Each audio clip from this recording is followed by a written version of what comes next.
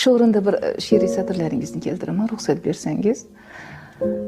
Ko'zlarimdan oqqan yosh daryolarni to'ldirar. Ayriliq chuqur yara asta sekin o'ldirar. Dushman bilan yuzma-yuz jangohdagi loydaman. Izlab kelsang sen meni tashlab ketgan joydaman. Mana shu joyi boshqachada. Tashlab ketgan joydaman.